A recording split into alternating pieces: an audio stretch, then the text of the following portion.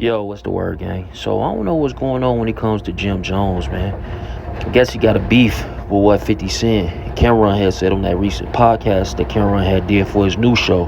Now, Jim Jones been around Dipset since the beginning. He actually used to shoot some of their music videos. But then he turned out to be a better rapper. You know, where he started rapping, had the hit song Ballin', and then shit went from there. But apparently he didn't like the way that 50 Cent and others have been talking about him. And these others include Mase. You know what I'm saying? They've been speaking on him. He not feeling it. So now he's addressing it on this podcast with Justin. So y'all get in the comments and y'all let me know what y'all think. Gang. In the cam right now. He just did the interview with 50. For the younger audience, we had like a rap battle thing at one time.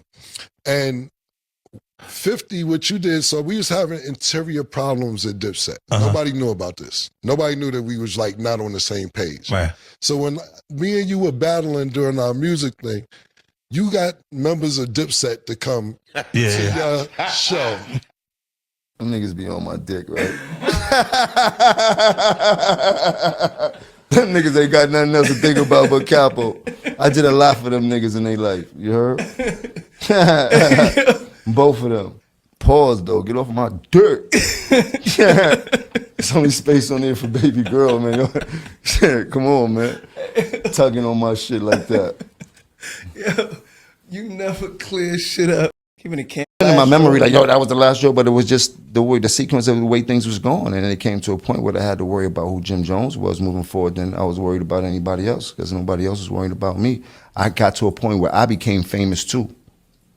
There was a point where all the famous people know me. Then after that, it was like, shit, I'm just as famous as all the famous people. I can't do what I used to do for you. You heard?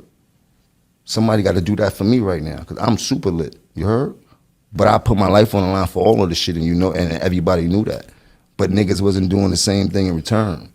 What's something that stands out to you though, when you realize niggas really wasn't for you? I know you say you've been seeing it, but there's a moment, bro. Like, you know what I'm saying? When you start to feel like somebody, when you start to feel like somebody want to see you do good, but not as good as them, you're like, oh yeah, I know what this move is about. You heard?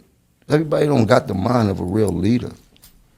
In my memory, like, yo, that was the last show. Who reached out to who when you went out to perform? Cause I had Ballin'. I had the hottest record at the time. My record was hotter than 50's records at the time when Ballin' spanked out and shit like that. When Cam did this shit with calling the station up over the cot shit and all that shit, I felt that was childish. That wasn't, like, you don't press no real buttons and you're not about to come outside when it's time to really get active, nigga. So how dare you do some weak shit like that that really didn't hold no merit?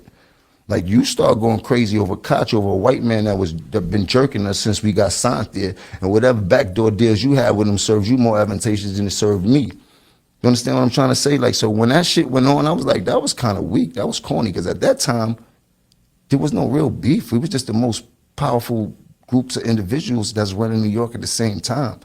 So in my mind, I was like, it's more advantageous for us to try to figure out how to start to move and do tours and really go crazy and figure out, because that we were sizzling, but this.